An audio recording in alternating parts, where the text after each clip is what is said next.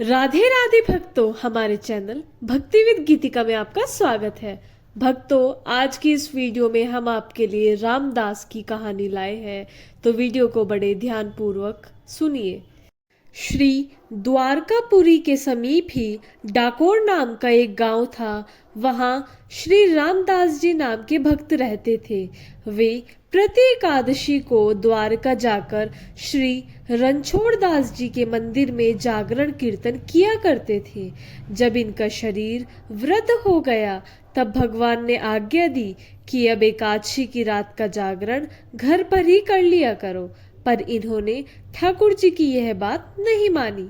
भक्त का दृढ़ नियम देखकर भाव में भरकर भगवान बोले, अब तुम्हारे यहाँ आने का कष्ट मुझे सहन नहीं होता, इसलिए अब मैं ही तुम्हारे घर चलूंगा।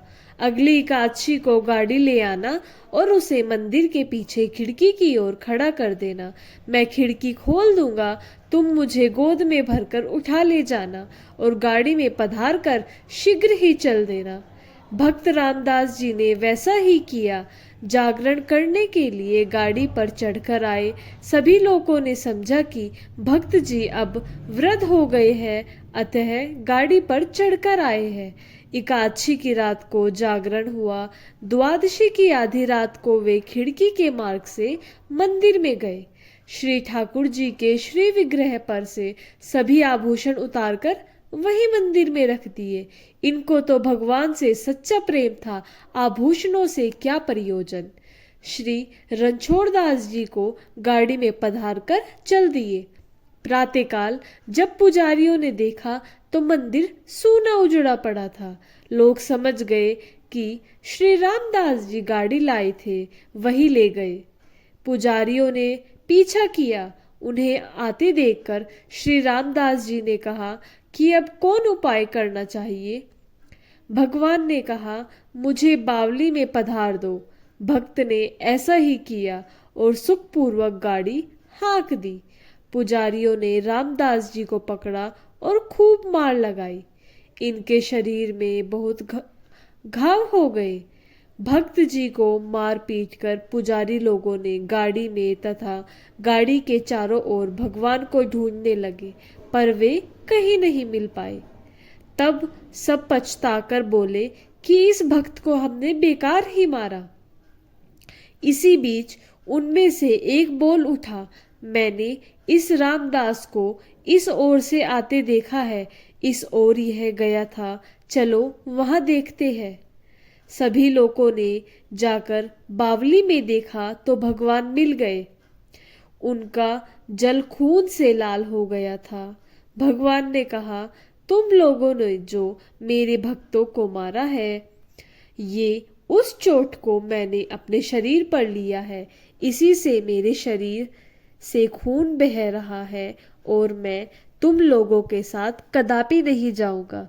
यह कहकर श्री ठाकुर जी से उन्हें दूसरी मूर्ति एक स्थान से थी जो सो बता दी कि आप वह लेकर मंदिर में पधार दो।